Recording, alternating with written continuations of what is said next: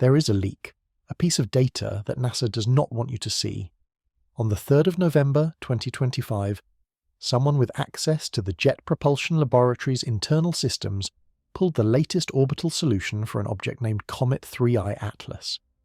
Buried within the columns of numbers, within the complex coefficients that describe its path through our solar system, they found a value that should not exist. The file contained a simple, impossible statement: A3 equals 0. This meant the object was demonstrating perfect in-plane acceleration, with absolutely no measurable motion out of that plane. Natural comets simply do not behave this way. Imagine a chunk of ice and rock tumbling through the vacuum of space. As it gets closer to the sun, the ice heats up and turns directly into gas, erupting from the surface in chaotic, unpredictable jets. Because the comet is spinning and tumbling, these jets fire off in all directions, pushing the object around like an untied balloon letting out air. This chaotic venting creates wobbles and deviations in three-dimensional space. It pushes the comet up, down, and sideways relative to its orbital path. But 3I Atlas moves as if it is on rails. Its brightness has been holding unnervingly steady, fluctuating only between a magnitude of 14.7 and 14.9. There is no sign of a developing coma, the fuzzy cloud of gas that should surround an active comet. There are no visible jets, no fading or brightening that would indicate a tumbling, venting nucleus. There is only a smooth, continuous change in velocity, a delta V of roughly 60 meters per second, sustained over a period of 20 days. It is accelerating with the precision of an engine, yet it looks like a quiet, inert rock. Perhaps the most unsettling detail of all is the silence. No one in an official capacity is talking about this. Not the scientists who specialize in comets, not the public relations department at NASA, and not even Avi Loeb, the Harvard astronomer who has been the most vocal proponent of investigating strange interstellar objects. The raw coefficients, the numbers that describe this impossible motion, are just sitting in a public database, waiting for someone to notice and understand what they imply. Before we dive into what this all means, make sure to hit the like and subscribe buttons, and if you find this information as critical as I do, try out the new hype function to help spread the word. On the very same day that this JPL data became available, something else appeared in a much darker corner of the internet.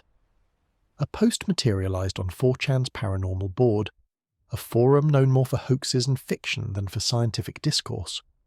The post was written by someone claiming to be a PhD researcher working with the European Space Agency, or ESA.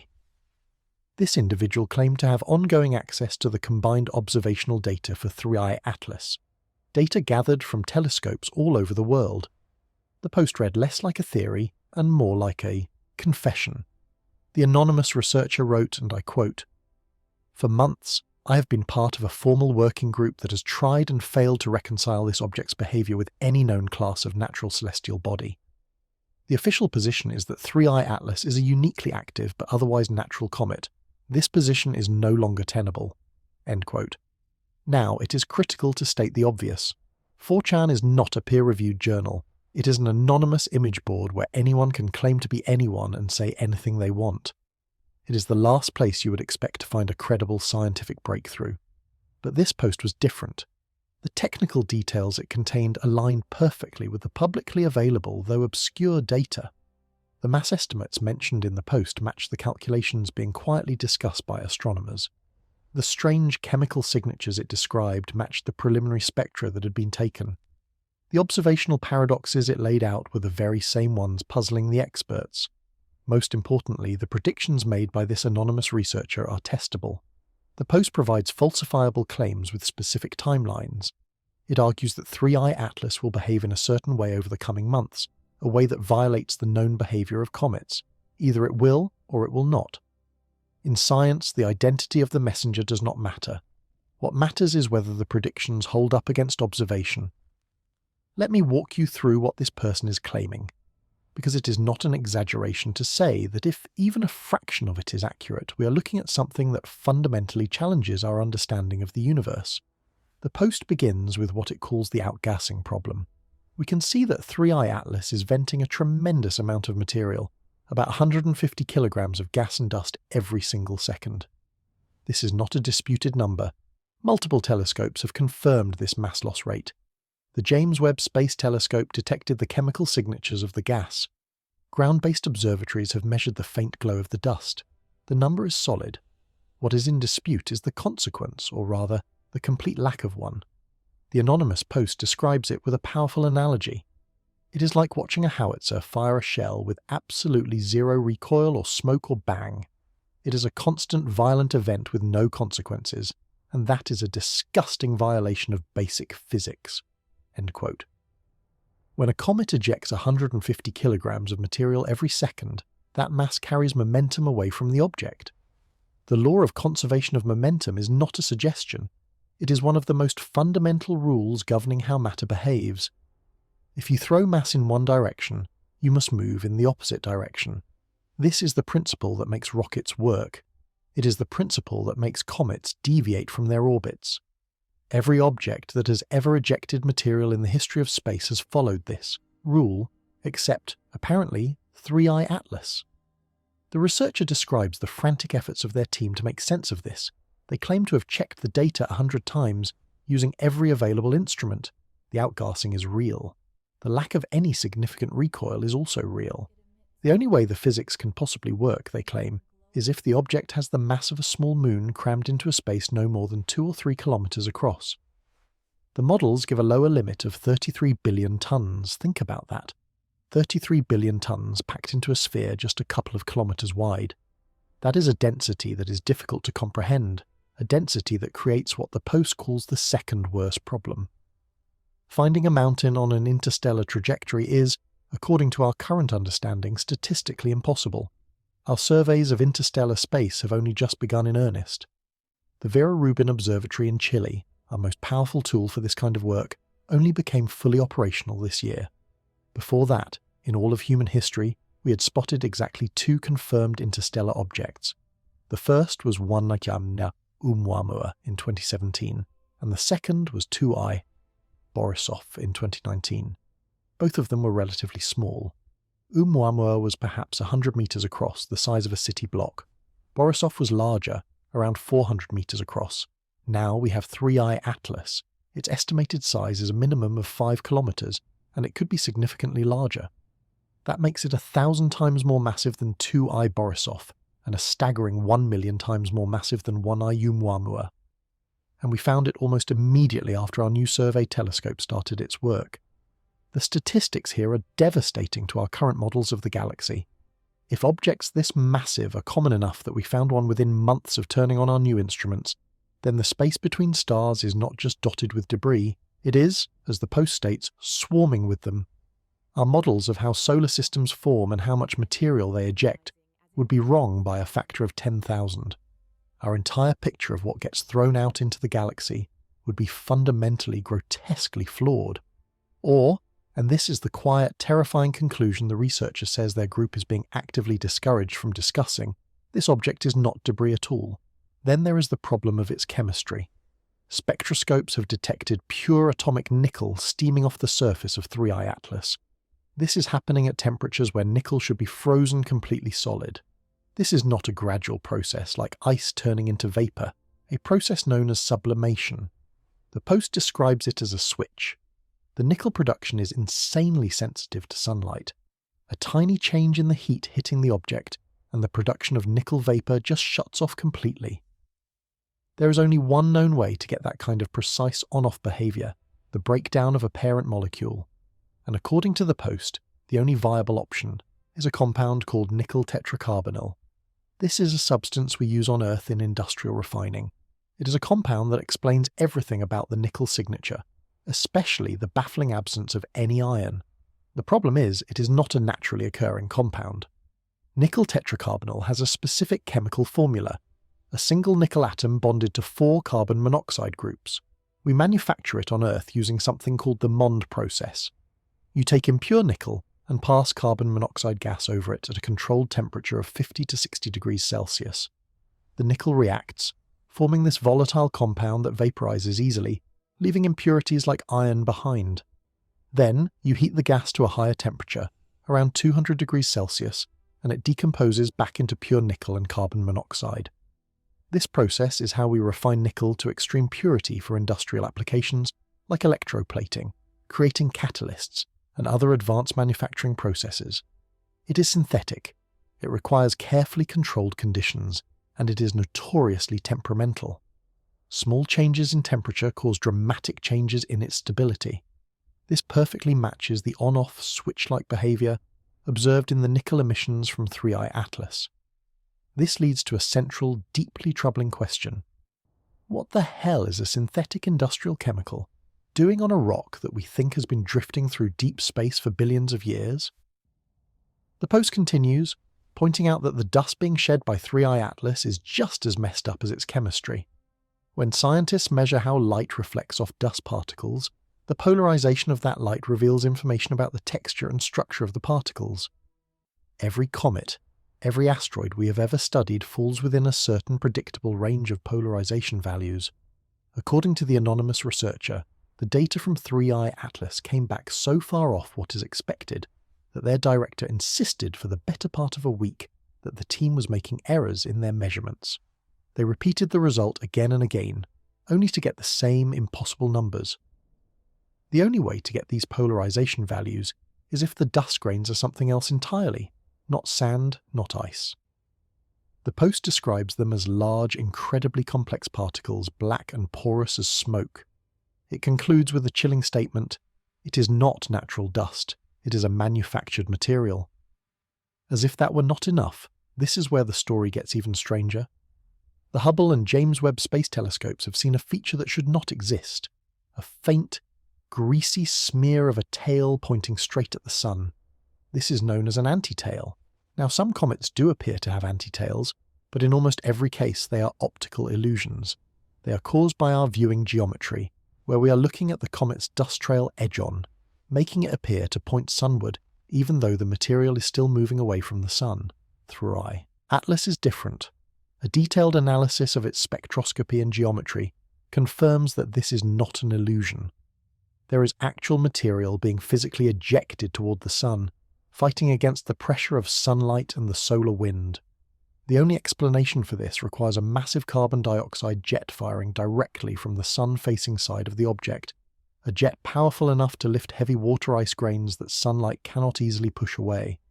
It would have to be a violent directional engine. Fine, a powerful jet.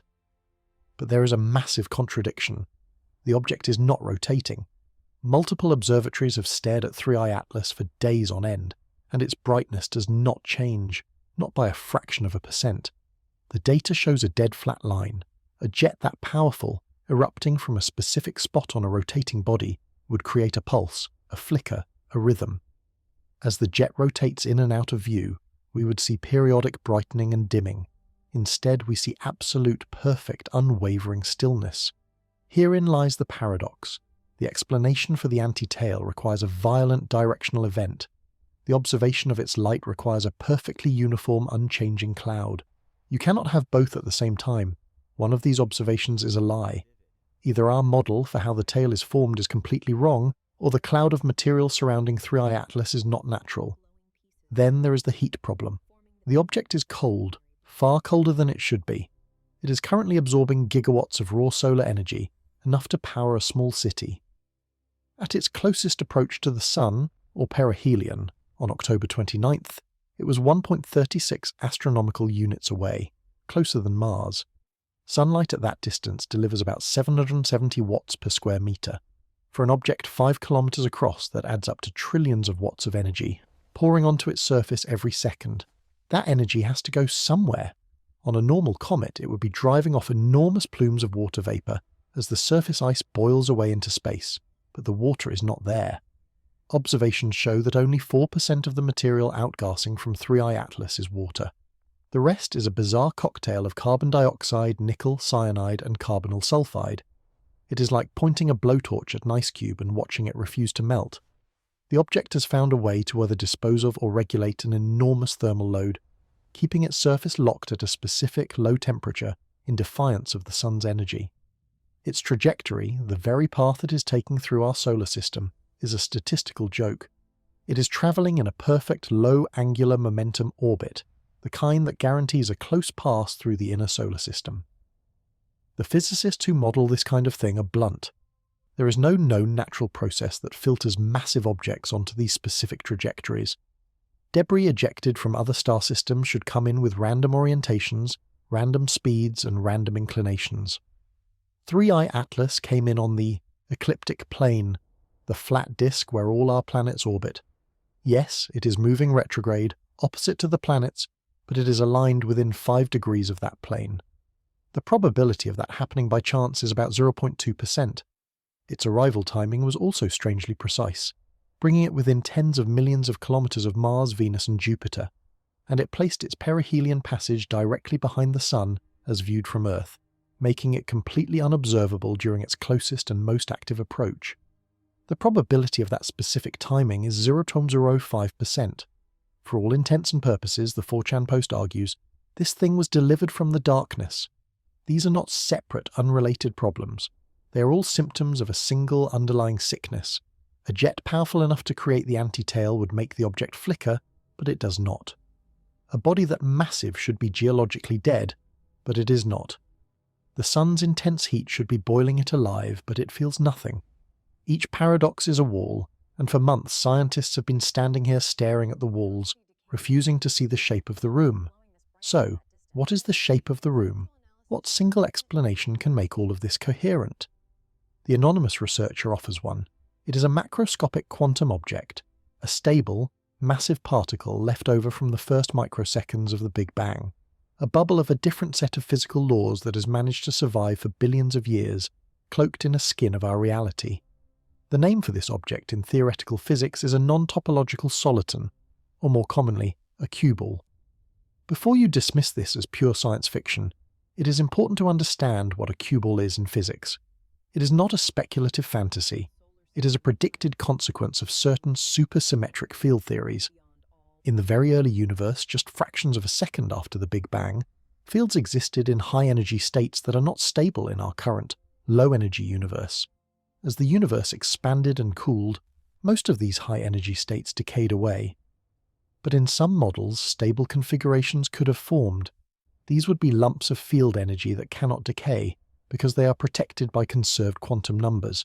They would be incredibly dense, incredibly stable, and incredibly long-lived. They would interact with normal matter, primarily through gravity, which makes them a leading candidate for dark matter. If they exist, they have been drifting through the galaxy for billions of years, invisible and undetectable, until one happened to pass close enough to a star that its outer layers began interacting with the stellar environment. This is not a new theory invented to explain 3i Atlas. It is, the post claims, the only known physics that makes all the contradictory data coherent. Once you look at the object through this lens, the entire system of wrongness snaps into a logical, horrifying picture. The cue-ball is the mass. It is the 33 billion tons of exotic matter in a compact core. Its engine is its own decay, not a decay in the sense of falling apart, but a slow, steady conversion of its field energy into the standard model particles that make up our reality. The lack of recoil is no longer a paradox, it becomes a defining feature. The outgassing is not a jet, it is an isotropic ablation, a perfectly spherically symmetric outflow of matter. As the core's energy boils its mantle from the inside out, there is no net thrust because the event is happening inside a perfectly balanced system. It moves without consequence because the ejection of material is uniform in all directions. The toxic chemistry and the manufactured dust are the cue-ball's exhaust. A low, constant internal temperature operating over billions of years is a different kind of furnace than a star. It is a slow-burn reactor, creating strange compounds as an inevitable byproduct of its own physics. The dust is not natural. It is the processed slag of an ancient furnace. The thermal lockdown is no longer a mystery. The cue-ball is not regulating heat, it is simply indifferent to it.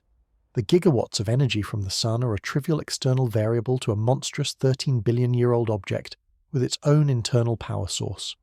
It radiates the sun's energy away passively, like any inert rock would, because the sun is not part of its life cycle. Finally, the impossible trajectory ceases to be a statistical anomaly. This object is not debris. It is one of the horde. It is dark matter itself. We found one this easily because they are fundamental to the cosmos. They are everywhere. We have been searching for dark matter with gravitational lensing, with particle detectors deep underground, with colliders smashing protons together. What if it has been passing through our solar system all along, and we simply did not recognize it? The post ends with two falsifiable, testable predictions. First, keep watching it. A normal comet's activity is a function of its distance from the Sun. As 3I Atlas recedes into the darkness, its carbon dioxide-driven engine should sputter and die. The post predicts it will not. Its internal engine is constant. Its brightness and mass loss rate will remain impossibly high as it travels into the outer solar system, violating the laws of thermodynamics for a passive cooling body. Second, listen for the engine. Its decay is not silent. It is a constant 73 megawatt particle physics event. This must produce a stable, non-thermal, high-energy signature. The post urges scientists to point a gamma-ray telescope at it. If you detect a signal that is not attributable to solar-wind interaction, you are not seeing a comet. You're hearing the heartbeat of an object that does not follow the rules of our reality. November 3rd, 2025. That was the day the post appeared on 4chan. On that very same day, the JPL Horizon data showed a 3 equals 0. Perfect discipline, perfect control, no wobble, no deviation out of the orbital plane, two independent pieces of information, one anonymous and one official, both describing the same impossible thing. Here is what you need to understand about the JPL data. The Horizon system is NASA's premier tool for calculating the positions and trajectories of objects in the solar system. It takes observational data from telescopes around the world, fits orbital models to those observations, and solves for both the gravitational and non-gravitational forces acting on the object. When you see non-gravitational acceleration parameters in a Horizon solution, those are not guesses. Those are the coefficients required to make the orbital model match the actual observed positions. These forces are broken down into three components. The A1 parameter represents radial acceleration, pushing the object directly away from or toward the Sun. The A2 parameter is transverse acceleration, pushing it along its orbit, either speeding it up or slowing it down. The A3 parameter is the normal component, representing any push that is perpendicular to the orbital plane. For context, let's look at how this works with normal comets, like Halley's Comet. When it approaches the Sun, ice sublimates from its nucleus. Jets of gas blast out from active regions on its surface. Because the nucleus is rotating and the jets are not perfectly symmetrical, the object gets a net push that is not aligned with any particular axis. You get radial acceleration, transverse acceleration, and out-of-plane acceleration. All three components, A1, A2, and A3, are non-zero. The object wobbles in three-dimensional space. 3I Atlas has an A3 value of 0. It has been accelerating for 20 days with continuous thrust, and it has not deviated out of the orbital plane by a single measurable amount. The thrust is confined perfectly to the plane of its orbit. If this is caused by outgassing, it is the most symmetrical, most disciplined outgassing event ever recorded. The jets would have to be arranged with perfect geometric precision, firing in complex patterns that cancel out any vertical component while maintaining both radial and transverse thrust. That is not how ice sublimates from a tumbling irregular nucleus. That is not how natural comets behave. And yet, no one is talking about it. Not in press releases, not in public statements. The data is there, updated and available in the JPL Horizon system, but there has been no official acknowledgement of what it means. Avi Loeb, who has been vocal about every other anomaly of 3I Atlas, has not mentioned this. NASA Public Relations has not mentioned this. The data sits in the file system, like a loaded gun that everyone is pretending not to see. There is a potential caveat. The orbital solution is still being refined. More observations are coming in as 3I Atlas moves away from the Sun and becomes visible again from Earth. By late November and December, when it is at its closest approach to Earth, we will have much better astrometric data. It is possible that the A3 equals 0 is a temporary artifact of limited observations during the period when it was behind the Sun. Perhaps further data will show some small out-of-plane component, and this will turn out to be nothing unusual. But if it does not, if the A3 equals 0 persists through December and January as more telescopes track it, then we have an object that is accelerating with sustained, directional control in 2 dimensions and perfect null motion in the third. That is not a comet. That is something else. Now let's combine this with the 4chan post. The anonymous researcher claims the object is a cue ball, producing a spherically symmetric decay process, isotropic ablation. This should result in no net thrust in any direction because the outflow is perfectly uniform. But wait, the JPL data clearly shows thrust. It shows both radial and transverse acceleration. How does that fit? Here is how. Imagine the core is a cue ball producing symmetric outgassing from the inside out, but the outer mantle of ice and dust is not perfectly uniform. Sunlight and the solar wind will create pressure imbalances on this outer layer. The side facing the sun heats up more. Volatiles on that side sublimate faster. This would create a slight radial push away from the sun. The object's rotation, even if it is slow or chaotic, would create transverse effects. The net result would be small but measurable radial and transverse accelerations, but because the dominant outgassing is isotropic from the core, there would be no coherent out-of-plane component. The weak little jets from the surface volatiles would be too disorganized to create a sustained vertical push. What you would be left with is A1 and A2 being non-zero, and A3 being 0. It fits. It fits too well. Let me be very clear about what I'm not saying. I am not saying this proves 3i Atlas is a cue ball. I am not saying this proves it is artificial. I am not saying NASA is covering anything up. What I am saying is this. We have observational data that is highly anomalous. We have a theoretical framework that explains the anomalies in a self-consistent way. We have testable predictions, and we have institutional silence. Science progresses by testing hypotheses against data. If the cue ball hypothesis is wrong, it will fail the tests. The object's activity will decline as it moves away from the sun, just like a normal comet. Gamma-ray telescopes will detect nothing unusual. The orbital solution will eventually show out-of-plane acceleration. The chemistry will be explained by some exotic but natural process. If that happens, fine. The hypothesis is rejected. We move on. But if the tests go the other way, if the activity does not decline, if gamma rays are detected, if A3 stays at 0, then we have a problem that cannot be ignored. If 3i Atlas is a cue ball, it is not just a scientific curiosity. It is direct evidence that dark matter has structure, that it can interact with normal matter in complex ways, and that it has been passing through our solar system, through our galaxy, undetected for billions of years. And if we found one this easily, just months after turning on a new survey telescope, then they are not rare. They are common. The galaxy is full of them. And if the galaxy is full of massive dark matter objects drifting through interstellar space on perfectly aligned trajectories, then we need to ask a very different question. How many of them have passed through the solar system before? How many are here now that we have not detected? And what happens if one of them comes closer than 3i Atlas did? An object with 33 billion tons of mass moving at 60 kilometers per second, if something like that were to hit Earth, it would not leave a crater. It would leave a new geography. It would be an extinction-level event that we would have no warning for, because we cannot see them until they start outgassing near the sun. By then, if the trajectory is wrong, it is too late. This is not fear-mongering. This is risk assessment.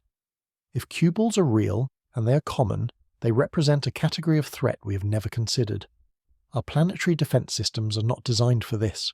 Our response time would be measured in weeks, not years. But that is only relevant if the hypothesis is correct, and we do not know yet if it is. What we know is this. The data is weird, the silence is weird, and the clock is ticking. We are 45 days away from December 19th, the date of its closest approach to Earth and our best chance to find the answers. What happened behind the sun? On October 29th, 2025, 3i Atlas reached Perihelion, its closest point to the sun, at a distance of 203 million kilometers.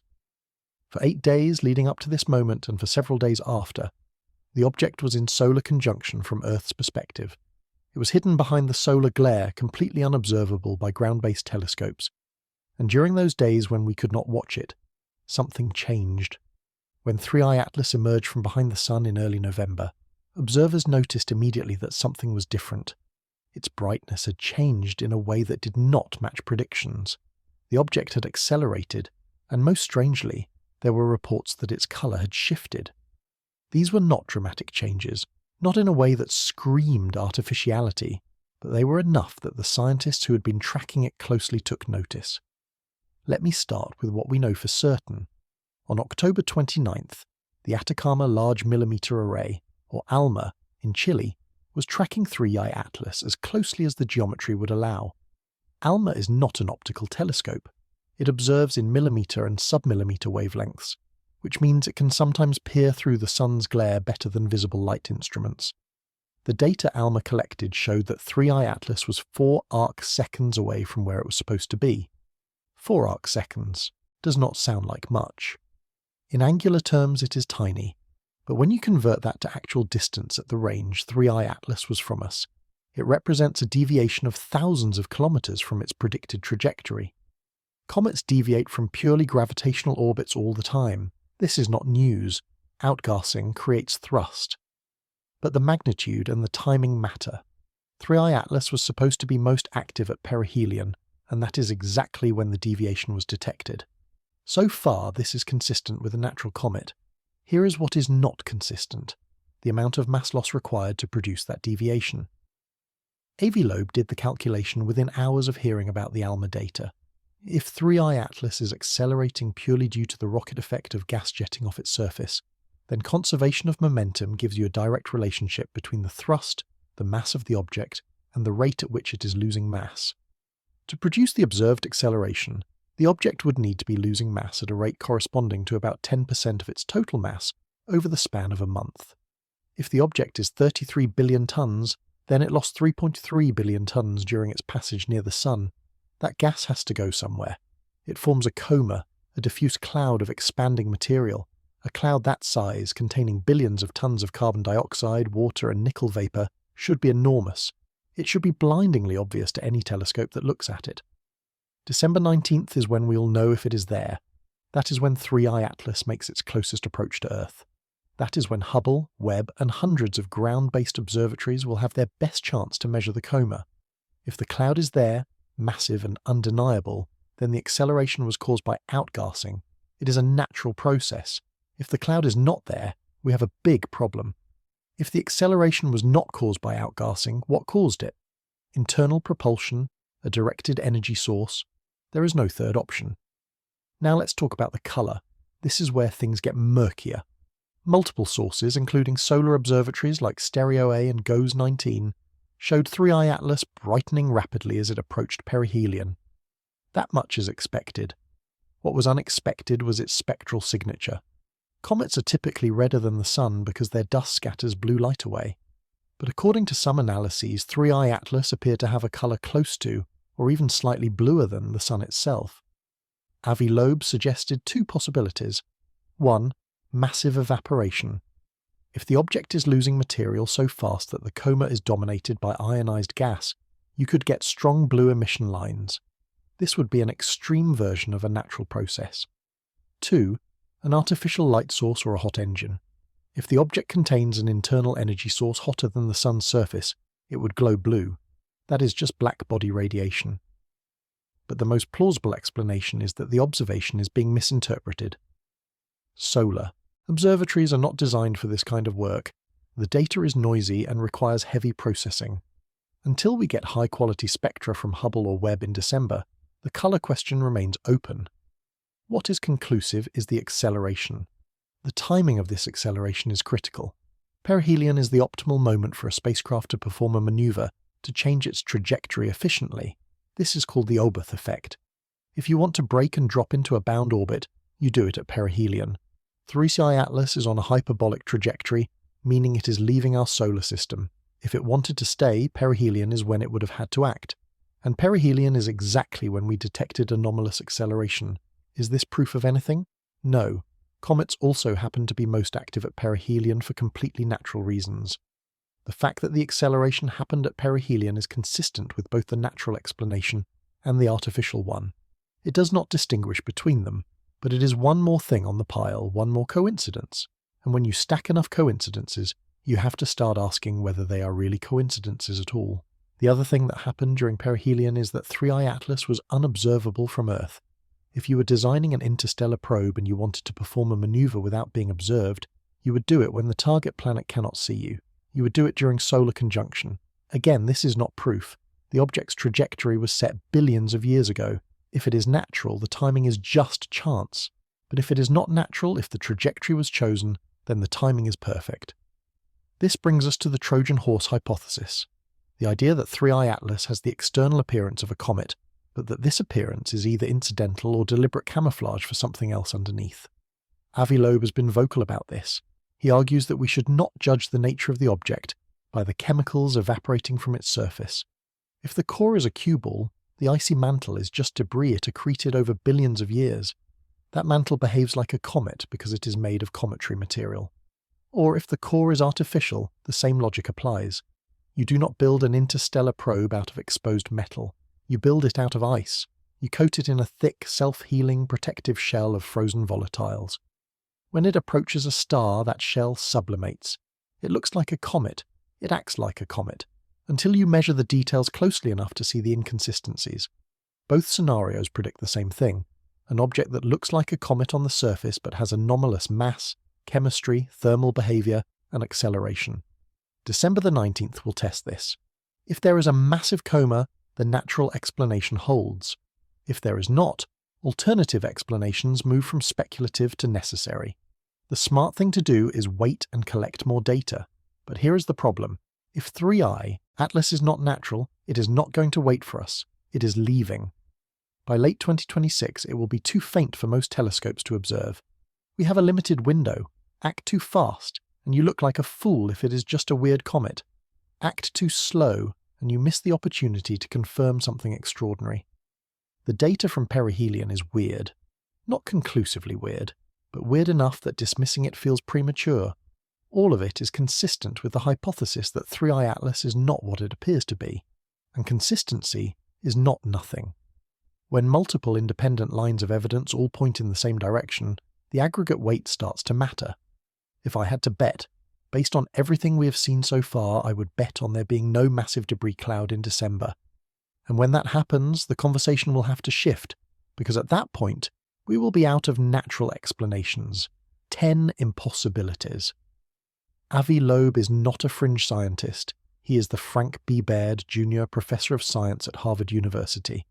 He is not someone who makes wild claims for attention. And he is saying that 3I Atlas displays properties that challenge our understanding of natural objects. He has compiled a list of 10 anomalies. Each one individually is strange. Together they form a pattern that is difficult to dismiss. Anomaly 1. A retrograde trajectory aligned within 5 degrees of the ecliptic plane. The probability of this is 0.2%. The ecliptic is the flat disk where the planets orbit. Objects from our solar system tend to stay in this plane.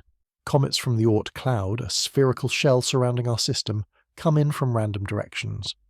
3I Atlas is retrograde, moving opposite the planets, which is fine, but it is also in the plane of the planets. For a random interstellar object, the odds of being this closely aligned are about 1 in 500. Not impossible, but unusual for our third ever detection. Anomaly 2, a sunward anti-tail that is not an optical illusion. Most comet tails point away from the sun. 3I Atlas has an actual anti-tail, confirmed by Hubble and the Keck telescope. This requires a powerful carbon dioxide jet on the sun-facing side, but jets come from active regions on a rotating nucleus, which would cause the comet's brightness to flicker. 3I Atlas's brightness is constant. This implies either the nucleus is not rotating, which is strange, or the jet is produced by the entire sun-facing hemisphere uniformly. Neither explanation is satisfying for a natural comet. Anomaly 3. Its mass and velocity. It is 1 million times more massive than Oumuamua, 1,000 times more massive than 2I Borisov, and it is moving faster than both. The combined probability of finding an object this massive and this fast in our third detection is less than 0.1%. We expect to find small objects more often than large ones. The progression we have seen, small, then medium, then huge, is backwards. Finding a fast, massive object this early is very lucky. Perhaps too lucky. Anomaly 4. Its arrival timing is fine-tuned for planetary encounters. The probability of this is 0.05%. 3I Atlas passed within tens of millions of kilometers of Mars, Venus and Jupiter, close enough for observation by orbiters. Its perihelion also occurred while it was hidden behind the Sun from Earth's perspective, which is ideal for a covert maneuver. The odds of a random object having this specific timing and trajectory are about 1 in 20,000. Again, not impossible, but the coincidences are stacking up. Anomaly 5. Nickel exceeds iron. The ratio is orders of magnitude higher than in any known comet, with a probability of less than 1%. In our solar system, nickel and iron always appear together, with about 6% nickel to iron. 3I Atlas shows prominent nickel emission with no detectable iron. This is chemically bizarre. It implies either formation in a star system with drastically different chemistry, or the presence of a specific compound like nickel tetracarbonyl that preferentially releases nickel without iron. Anomaly 6. Its water content is only 4% by mass. Normal comets are ice balls, dominated by water. Carbon dioxide is usually a minor component. 3I Atlas is the opposite, with carbon dioxide making up 87% of its outgassing. This suggests it formed in an extremely cold environment, or that it has lost most of its water on previous passes near other stars. But if it has been heated before, why is it so active now? And if it is pristine, why is it losing 150 kilograms of material per second? Anomaly 7. Extreme negative polarization, unprecedented among known comets. The probability is less than 1%. The way light scatters off its dust is unlike any other comet we have seen. It requires the dust particles to be very large, highly porous, and complex.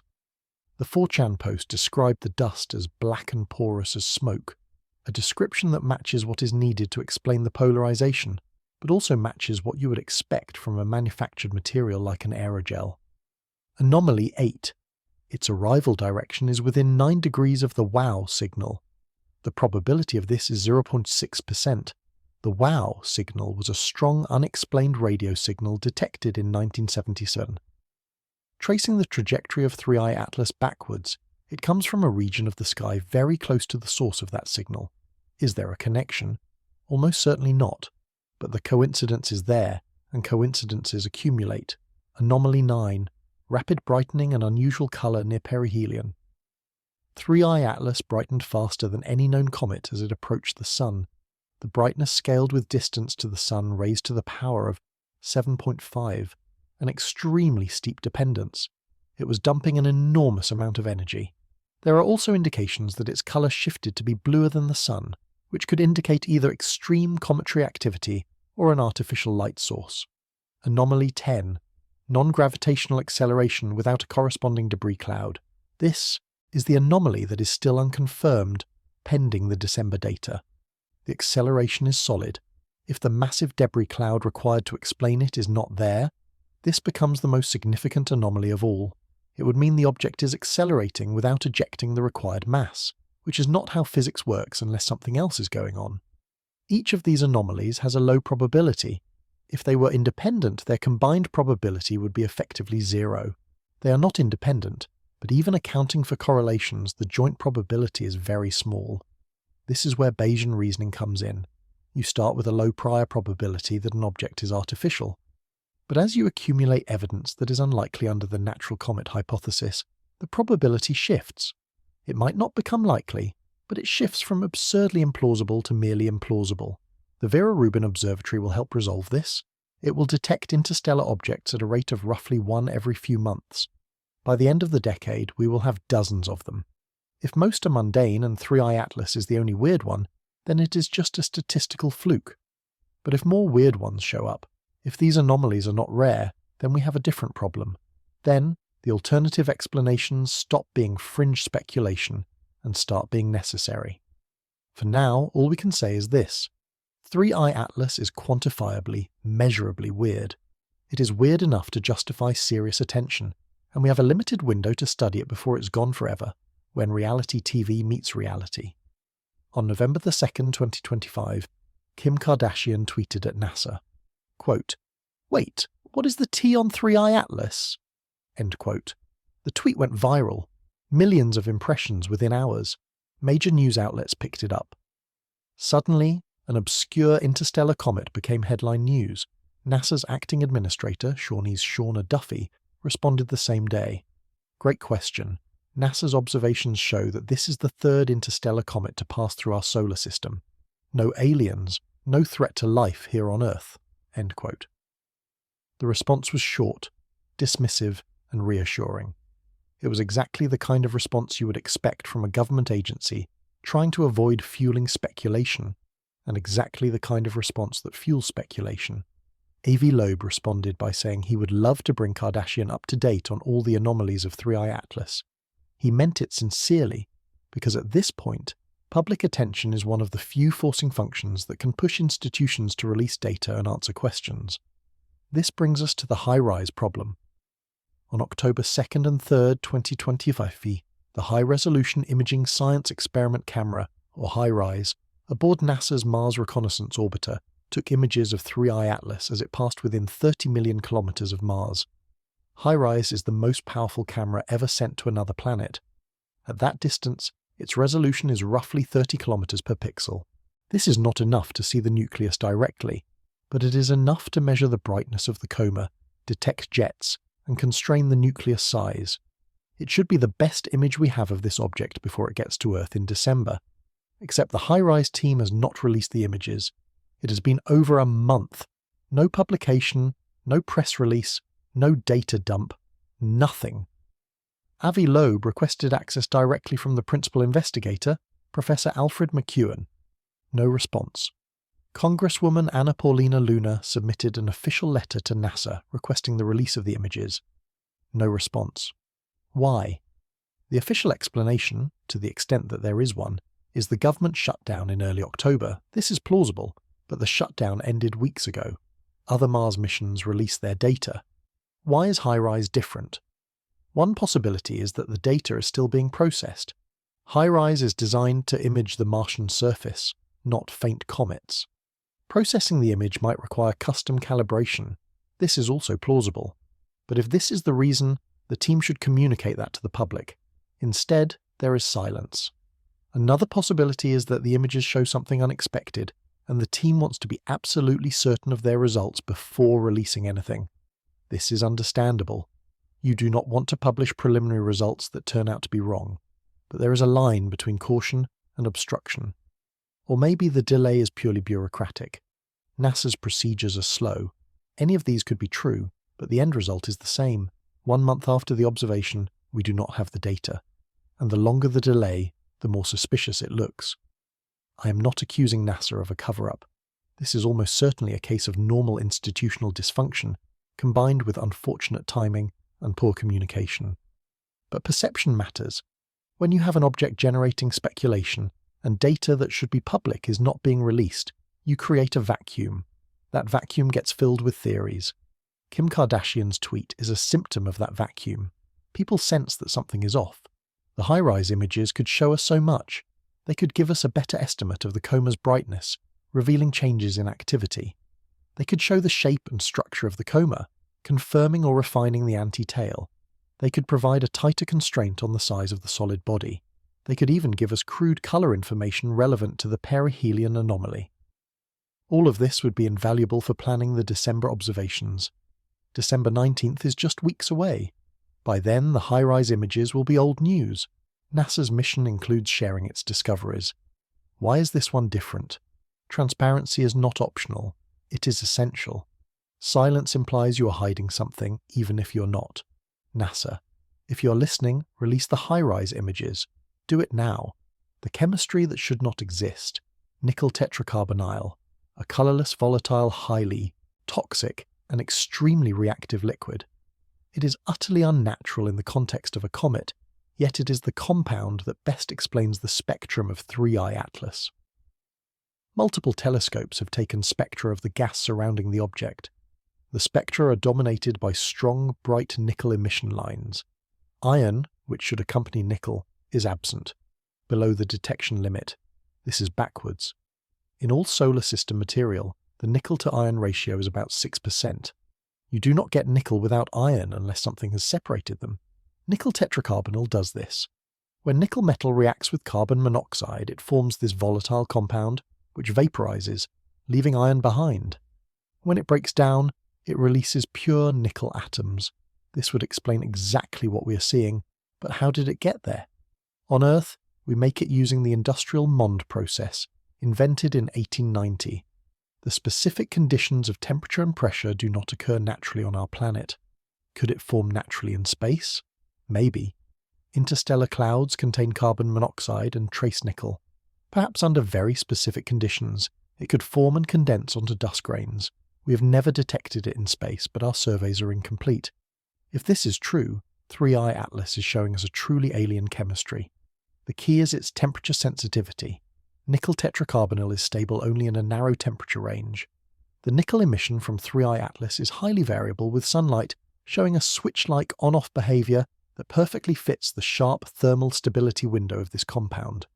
Nothing else fits nearly as well. This leads to an uncomfortable question.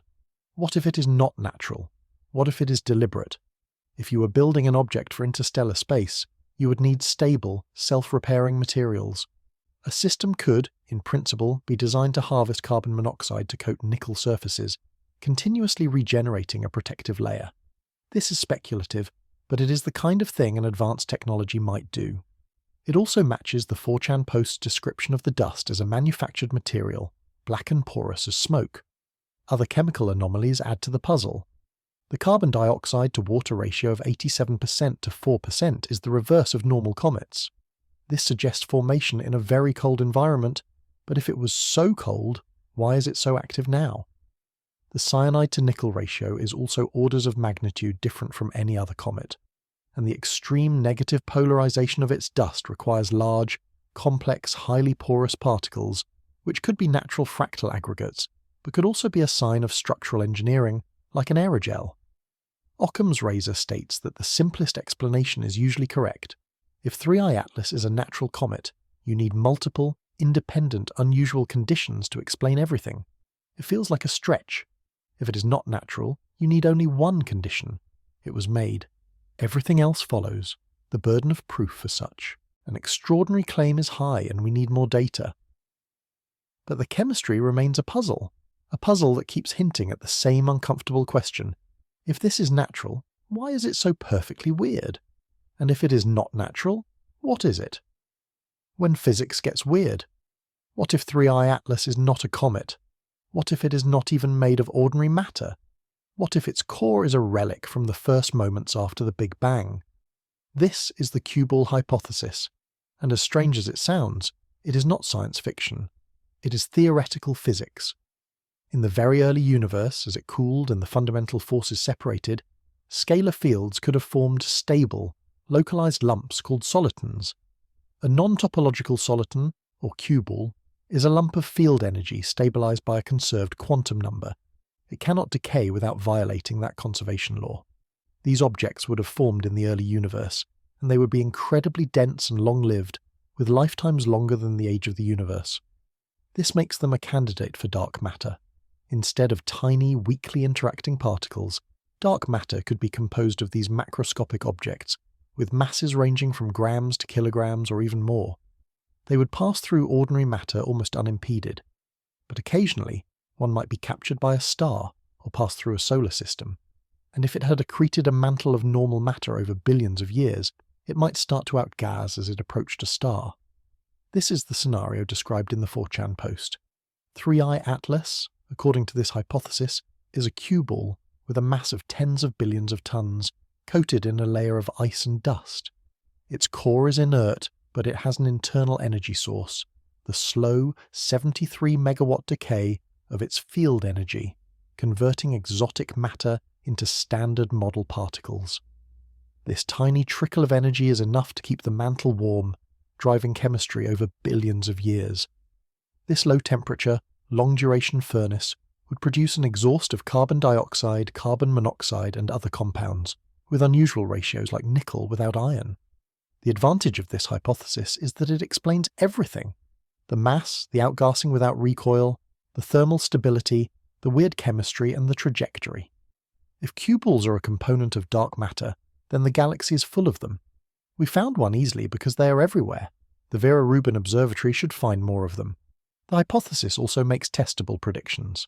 First, its activity should remain constant as it moves away from the Sun, powered by its internal engine. We will know the answer to this by mid-2026. Second, its 73 megawatt decay should produce a detectable gamma-ray signature. This would be the smoking gun. If this is confirmed, it changes everything. It tells us that dark matter is not a swarm of invisible particles, but a population of macroscopic objects with structure. It also raises the question of what happens if a large cue ball hits Earth. An object of 33 billion tons moving at 60 kilometers per second would release the energy of 50,000 megatons. It would be an extinction-level event. Over geological timescales, this becomes a real possibility. Perhaps some of Earth's unexplained mass extinctions were caused by cue ball impacts. For now, this is just a hypothesis, an elegant hypothesis that explains a lot of data, but a hypothesis nonetheless. The smart thing to do is test it. Point a gamma-ray telescope at 3I Atlas, track its activity, measure the Coma in December. If the hypothesis fails, we have learned something. If it succeeds, we have a beautiful, fascinating, terrifying problem. 3I Atlas is either a very weird comet, or it is the first direct detection of a macroscopic dark matter object. By this time next year, we will have a much better idea of which one it is, the Trojan horse theory. The city of Troy fell because its defenders made a mistake. They saw a giant wooden horse, assumed it was a gift, and brought it inside their walls. That night, Greek soldiers hidden inside opened the gates, and the city burned. The story is a warning: do not judge a threat by its appearance. Avi Loeb invokes this story when he talks about 3I Atlas. He calls it a potential Trojan horse, an object with the external appearance of a natural comet, but with something else hidden inside. This is the artificial hypothesis. The arguments supporting it are compelling if circumstantial. First, the timing. Its perihelion occurred during solar conjunction, when it was unobservable from Earth. This is the optimal time to perform a maneuver. Second, the trajectory. Its retrograde orbit, aligned with the ecliptic, is unusual for a random object, but highly efficient for exploration, allowing it to pass close to every planet in a short amount of time. Third, the appearance. An interstellar probe coated in ice would be self-healing, shielded and perfectly camouflaged, looking exactly like a comet as it sublimates near a star. Fourth, the energy budget. 3I Atlas is absorbing gigawatts of solar power but remains cold, suggesting the energy is being transported inward, stored, or used, a sign of efficient thermal management. Fifth, the nickel. If its internal structure is made of nickel alloys, ablation would release nickel, not iron. Nickel tetracarbonyl could be a byproduct of this process. Sixth, the silence. The lack of detected transmissions is not evidence against the hypothesis. A well-designed probe would not announce itself. This leads to the question of intent. Is it benign exploration or something darker? The dark forest hypothesis suggests that advanced civilizations stay silent because the galaxy is a dangerous place. A probe might be for reconnaissance, assessing Earth as a potential threat. This is paranoid speculation, but it is a scenario that cannot be entirely dismissed. The nightmare scenario is that it released sub-probes, small unobservable satellites left behind to watch us. Avi Loeb argues that we should take the possibility of an artificial origin seriously enough to mount a proper investigation. The consequences, if we are wrong, are severe: a missed opportunity or a vulnerability.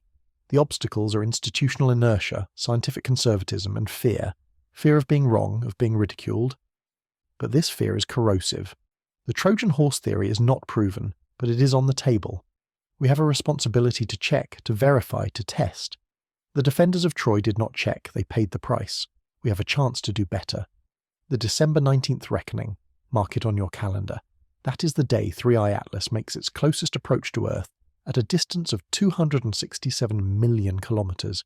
It is our best chance to observe it, to use Hubble, Webb, and hundreds of ground-based telescopes to settle, once and for all, whether the massive debris cloud that should be there is actually there. This is the test, the moment when speculation either becomes confirmation or evaporates into noise. The acceleration in October implied a mass loss of 3 to 5 billion tons. By December 19th, that gas will have expanded into a diffuse cloud about 5 million kilometers across. It will be faint, but it should be measurable by professional instruments. If the cloud is there, 3i Atlas is a comet. Weird, but natural. Case closed. If the cloud is not there, or is much smaller than predicted, the outgassing explanation fails. The object accelerated without ejecting enough mass. The only remaining explanations are internal propulsion, a technology, or an unknown natural process like a cue ball. On December 19th, a lot of telescopes will be pointed at 3i Atlas. Professional observations will focus on spectroscopy, measuring the composition and spatial distribution of the gas. Hubble and Webb will take high-resolution images, showing the morphology of the coma. By early January, we should have a clear picture. If the cloud is there, the artificial and exotic hypotheses lose credibility. If the cloud is not there, the comet hypothesis loses credibility, and the alternatives move to the forefront. There is another test, the gamma-ray signature. If 3i Atlas is a cue ball, its 73 megawatt core decay should produce a steady flux of high-energy photons. A positive detection would be extraordinary, making the cue ball hypothesis much more credible. Beyond December, other milestones are coming. The International Asteroid Warning Network is running a monitoring campaign to refine its orbit. ESA's JUICE spacecraft observed it in late November, and that data, available in February 2026, will show if its activity has declined. By mid-2026, the object will be moving into the outer solar system, and our window to observe it will close.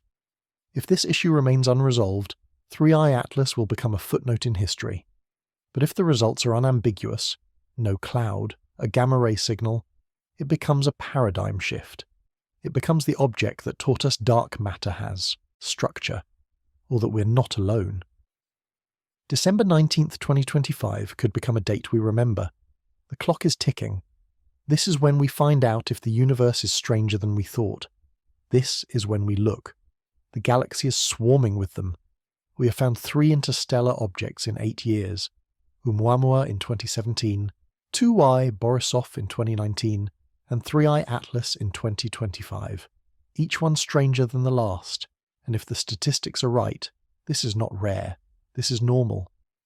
Before 2017, we had found 0. The discovery of Oumuamua implied that the population must be large. The discovery of 2i Borisov confirmed it. Now, with 3i Atlas, the rate of discovery is faster than predicted. Original estimates suggested 1 per year, with the next generation Vera Rubin Observatory. The fact that we found 3 before it was fully operational suggests the population is denser than we thought. Revised estimates now suggest we might find 1 interstellar object every few months. By the end of the decade, we could have dozens, maybe hundreds. This will transform them from rare curiosities into a routine class of astronomical phenomena. But the 3 we have found so far do not follow the expected size distribution. We have found a small one, a medium one, and a huge one. This increasing trend is backwards. Small objects should be more common. There are possible explanations. It could be luck, a statistical fluctuation in a small sample. It could be a detection bias, where large objects are easier to see. Or the size distribution of interstellar objects could be different from what we see in our solar system. Perhaps there are multiple populations. If 3i Atlas is a cue ball or an artificial probe, it is not part of the same population as the others. If 3i Atlas is a cue ball, and cue balls are dark matter, then the population is enormous. Dark matter outweighs ordinary matter 5 to 1. If even a small fraction is in the form of macroscopic cue balls, there are trillions of them in the galaxy. They pass through our solar system all the time, invisible until they accrete a mantle of ice and sublimate near a star. The cue ball hypothesis predicts a detection rate that is in the right ballpark. Finding 3i Atlas as our 3rd object would be expected. The Vera Rubin Observatory should find more of them. The implications of this are profound. Dark matter would be redefined as active, structured, and interactive. It would also represent a new kind of impact threat. A 33 billion ton object at 60 km would be catastrophic, and we would have no warning. If the artificial hypothesis is correct, and even 1 in 100 interstellar objects is a probe, we should find another one within a few decades. The galaxy is 10 billion years old, plenty of time for civilizations to launch long-lived self-replicating Bracewell probes. The galaxy could be full of them. 3i Atlas could be one of them. This is all speculation based on 3 data points. We need more. The Vera Rubin Observatory will provide them. By 2030 we will know if 3i Atlas is an outlier or part of a pattern, and if it is part of a pattern, the conversation will have to shift. The universe is full of surprises, and we are just beginning to see what the galaxy is sending our way. What comes next? We stand at a crossroads. In one direction, 3i Atlas is a strange but natural comet. Our models are refined, and life goes on. In the other direction, it is something else, a cue ball, a probe, a relic of the Big Bang. In this direction, everything changes. Which path we take depends on the data, and the data is coming. But data alone is not enough. It has to be released, analysed, and communicated. Right now, that process is not working as it should. The HiRISE images are unreleased, NASA's responses are dismissive, the JPL data showing a 3.0 is unacknowledged. There is a pattern of silence. I am not accusing anyone of a cover-up. What is happening is more mundane. Institutional inertia, risk aversion, a culture that punishes bold claims and rewards caution. Scientists build careers on credibility. The incentives push toward conservatism, but this conservatism has a cost. It slows discovery. It creates a vacuum where speculation and mistrust flourish. A.V. Loeb has been vocal about this, pushing for transparency and serious consideration of alternative hypotheses. He has been criticised for it, but he is doing science. He is testing ideas. The people being unscientific are those who dismiss the anomalies without engaging with them. If 3i Atlas is just a comet, prove it. Release the HiRISE images. Show us the debris cloud in December. Do the work. What we are seeing instead is stalling, a silence and an unwillingness to confront the possibility that the data is telling us something we do not want to hear. This matters because our window of opportunity is closing. So, what should happen? First, release the HiRISE data now. Second, point a gamma-ray telescope at 3i Atlas. Third, conduct a systematic search for subprobes. Fourth, prepare for December with coordinated, transparent observations. And fifth, be transparent with all findings. If 3i Atlas turns out to be natural, we learn that comets can form with wildly unusual compositions. This is valuable, but it does not fundamentally change anything. If it is a cue ball, we learn that dark matter, structure, and poses a new impact threat. This is transformative. If it is artificial, we learn that we are not alone. This is the most profound discovery humanity could make. Any of these outcomes is possible. The data has not ruled anything out yet. The next few weeks are critical. December 19th is the test. Beyond that, the ION campaign, gamma-ray searches, and activity tracking will build the final picture. But none of it happens if institutions do not do their job. My message to NASA, ESA, and the research teams is this: do your job, release the data, make the observations, be transparent. And my message to everyone else is this: pay attention. This is a real scientific question with real implications. December 19th, the reckoning, the test. Watch for it. Ask questions. Demand transparency. Science is not about having all the answers. It is about asking the right questions and being brave enough to follow where the data leads. We have a brief window to understand this object. Do not let it close without looking. This is our chance, and we need to take it. The next few months will tell us a lot, not just about 3i Atlas, but about how science is done. I hope December brings clarity. This is how science works, and December 19th is when we look.